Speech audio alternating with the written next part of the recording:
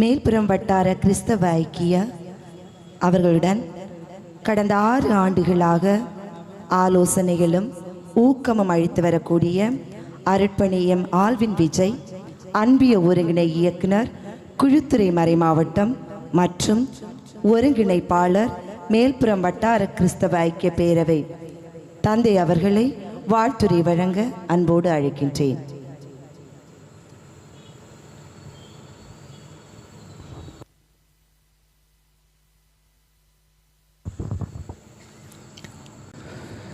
மாசில் வீணையும்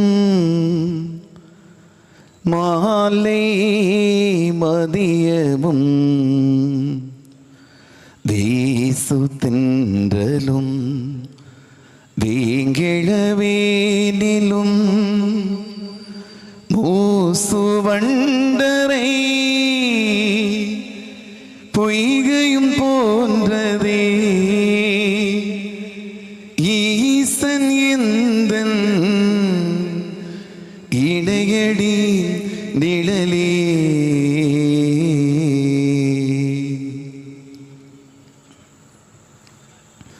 கிறிஸ்துவுக்குள் அன்புமிக்கவர்களே, மேல்புறம் வட்டார கிறிஸ்தவ ஐக்கிய பேரவை என்று பெரும் மகிழ்ச்சி கொள்கிறது. காரணம், கடந்த 12 ஆண்டுகளாக ஏதோ விழாக்கள் மட்டுமல்ல, மாறாக விழாவோடு சேர்ந்து மக்கள் பலன் விடுகின்ற அளவிலே பல்வேறு விதமான அறப்பணிகளையும் செய்து வருகிறது. அது மட்டுமல்ல, இந்த மேல்புறம் வட்டாரத்தில் அனைவருடைய திறமைகளை வளர்க்கின்ற விதத்திலும் பல்வேறு விதமான போட்டிகளை நடத்தி அதன் மூலமாக பரிசுகளையும் வழங்கி வருகிறது. இந்த நாளிலே தலைமை தாங்கி வீற்றிருக்கக்கூடிய திருவாளர் மோகன் ராஜா அவர்களே,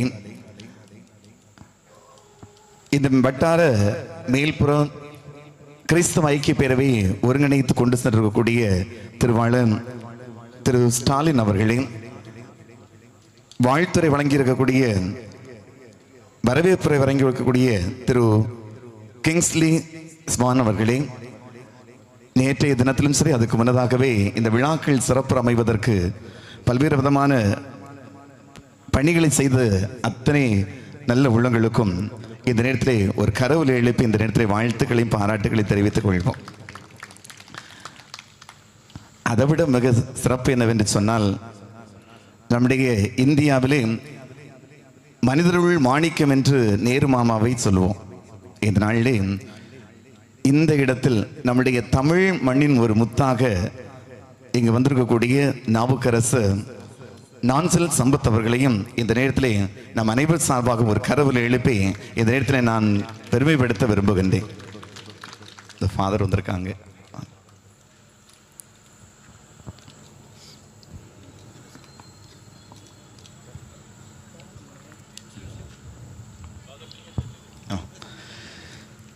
தேடி தேடி நான் அலைந்தேன் தீபபாலனே, நான் தேடாத இடத்திலெல்லோ பிறந்திருக்கிறான். தேடி தேடி நான் அலைந்தேன் தேவபாலனே, நான் தேடாத இடத்திலெல்லோ பிறந்திருக்கிறான்.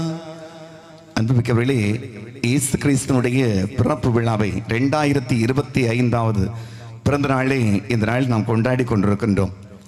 அவர் தேடாத இடத்திலே பிறந்திருக்கிறார். இது நாம் தேடாத இடத்தில் நாம் தேட வேண்டும் என்பதற்காக அல்ல, இந்த உலகம் காட்டுகின்ற நியதிக்கு அப்பாற்பட்டு இயேசுனுடைய செயல்பாடுகள் இருந்திருக்கிறது என்பதை சுட்டி காட்டுவதற்காகத்தான் இருக்கும் என்று நான் நினைக்கிறேன்.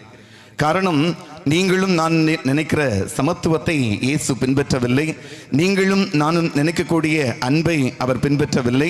நீங்களும் நான் நினைக்கக்கூடிய சகோதரத்தை விட அப்பாற்பட்டு என்று போதகர் சொன்னது மாதிரி அகாப்பே அன்பை வெளிப்படுத்துகின்ற விதத்திலே அமைந்திருந்ததை பார்க்க முடிகிறது.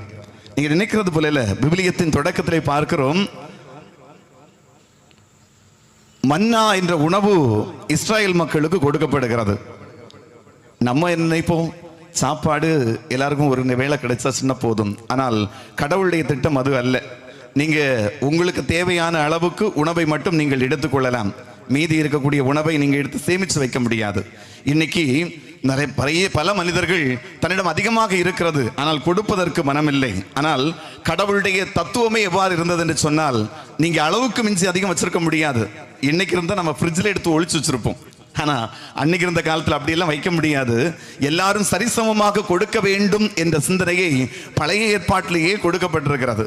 அது மட்டுமல்ல, இயேசு கிறிஸ்து சொன்ன உவமைகள் கூட காலையில் வந்தவனுக்கும் ஒரே சம்பளம், மாலையில் வந்தவனுக்கும் ஒரே சம்பளம். இது நமக்கு சாத்தியம் ஆகுமா? நிச்சயமா சாத்தியம் ஆவதற்கான வாய்ப்புகள் இல்லை. அவருடைய கணிப்புப்படி நான் நினைக்கிறேன், காலையில் வந்தவனுக்கும் பசி ஒன்றுதான், மாலையில் வந்தவனுக்கும் பசி ஒன்றுதான், ரெண்டு பேருக்கும் பசி ஒன்றுதான். எனவே எல்லாரும் வயிறார பசியை அடக்க வேண்டும், உணவு உண்டு அடக்க வேண்டும் என்பதுதான் அவருடைய தத்துவமாக இருந்தது. ஏழை பணக்காரன் என்ற பாகுபாடை அவர் பார்க்கவில்லை. ஏழை பணக்காரன் என்ற பாகுபாடு அவரிடம் காணப்பட வேண்டும் என்று அவர் விரும்பவே இல்லை. எனவே தான் இந்த தத்துவத்தை அழகாக அவர் எடுத்து சொல்லியிருக்கிறார். கடந்த 1992ஆம் ஆண்டு வந்த ஒரு சிறுகதை ஒன்று வாசிக்க நேர்ந்தது.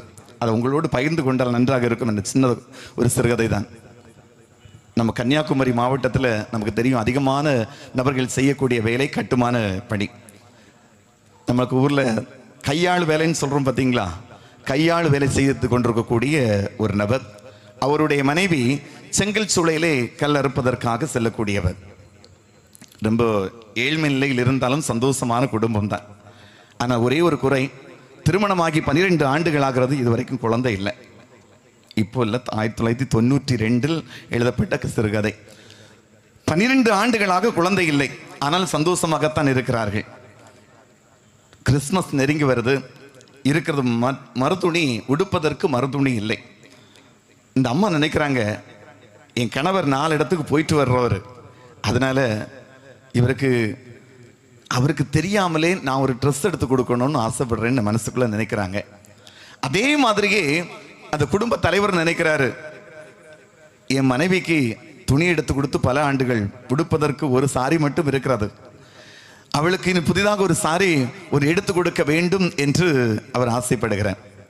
இதுவரைக்கும் எதுவும் மறைக்காத அந்த குடும்பம், இந்த குடும்ப தலைவர் என்ன செய்கிறான்னு சொன்னால், தான் வேலை பார்க்குற அந்த கான்ட்ராக்டரிடம் போய் எனக்கு ஒரு 500 ரூபாய் கடன் தாருங்கன்னு சொல்லி கேட்குறாரு. நான் வேலை செய்து உங்களுக்கு தந்துடுறேன்னு அந்த 500 ரூபாவை வாங்கி கொள்கிறான்.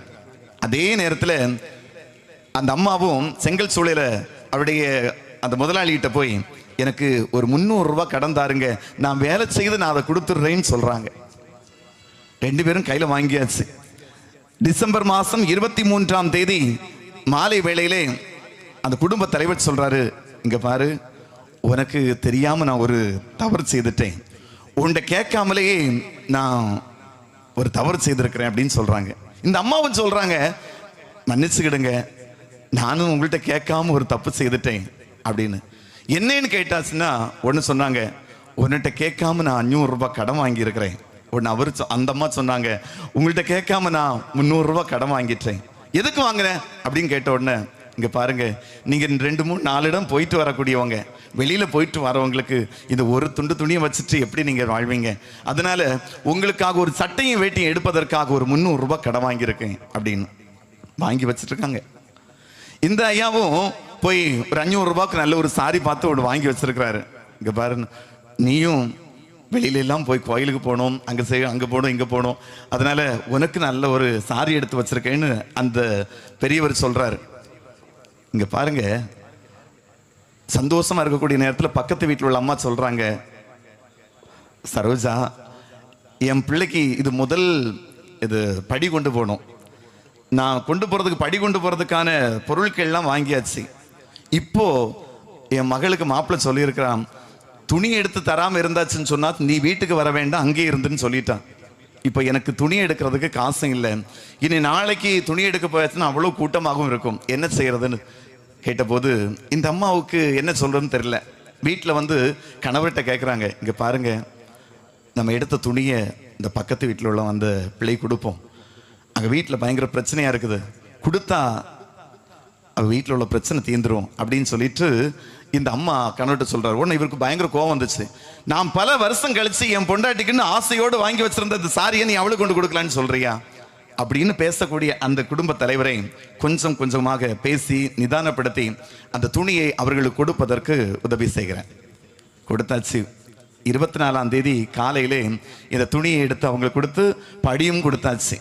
சாயந்தர நேரத்தில் அந்த அம்மா சொல்கிறாங்க, சரோஜா, வீட்டில் இருந்த பிரச்சனை எல்லாம் தீர்ந்து போச்சு.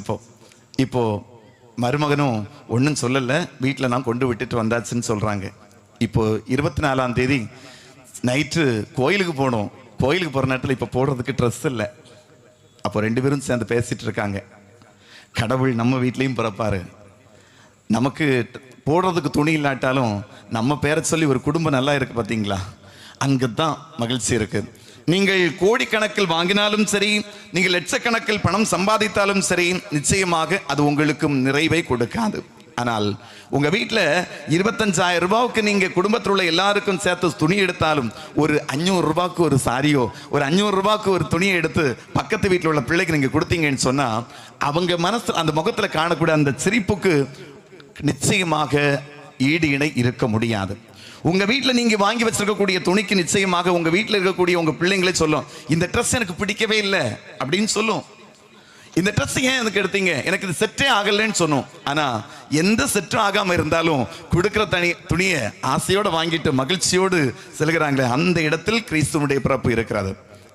இந்த பெரிய ஒரு காரியத்தை கிறிஸ்தவ ஐக்கிய பேரவை செய்கிறது என்பதை நினைக்கின்ற போது நிச்சயமாக மகிழ்ச்சியாக இருக்கிறது. இன்னைக்கு கையில் இருப்பதை கொடுப்பதற்கு யாருக்கும் மனம் இல்லை. எதுவாக இருந்தாலும் சுயநலமாக மாறி போய் விடுகிறது. ஆனால் சுயநலம் நிறைந்த உலகத்தில் இப்படி ஒரு கிறிஸ்தவ ஐக்கிய பேரவை வழியாக ஏதாவது ஒன்றை மக்களுக்கு செய்ய வேண்டும் என்று நினைக்கக்கூடிய இந்த நல்லெண்ணத்துக்கே நிச்சயமாக கோடி கோடி வாழ்த்துக்களையும் பாராட்டுகளையும் நாம் தெரிவித்தாக வேண்டும். ஒன்று தெரிவிச்சிடலாமா? சத்தமா கைதட்டி.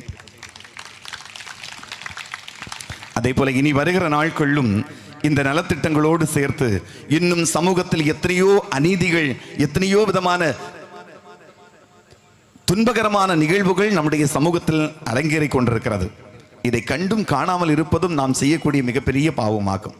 எனவே கிறிஸ்து இயேசு நமக்கு சொல்லித் தருகிற இந்த பாடத்தை அவர் எங்கிருந்தாலும் எங்கு தேவையில் இருக்கிறார்களோ அவர்களை இனங்கண்டு அவர்களுக்கு உதவி செய்ய வேண்டும் என்பதுதான் அவருடைய நோக்கமாக இருந்தது. இந்த கிறிஸ்தவ ஐக்கிய பேரவை இனி வருகிற நாட்களும் இன்னும் அதிகமான நபர்களை நீங்கள் கண்டறிந்து தேவையில் இருப்பவர்களுக்கு உதவி செய்து இன்னும் இந்த சமூகம் எல்லாரும் சரிசமமாக நிறைவோடு வாழ்வதற்கு வழி செய்ய உங்கள் அத்தனை பேரையும் வாழ்த்தி முடிக்கிறேன். நன்றி, வணக்கம்.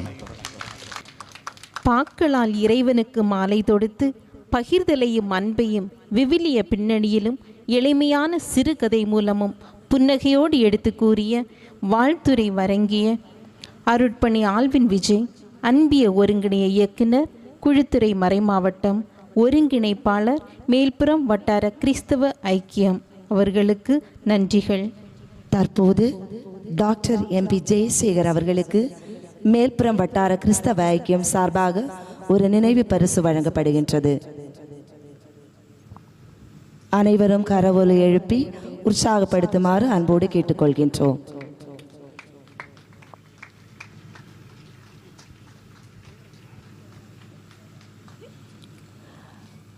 நன்றிகள். 12 வருடங்களாக மேல்புறம் வட்டார கிறிஸ்தவ ஐக்கியத்தை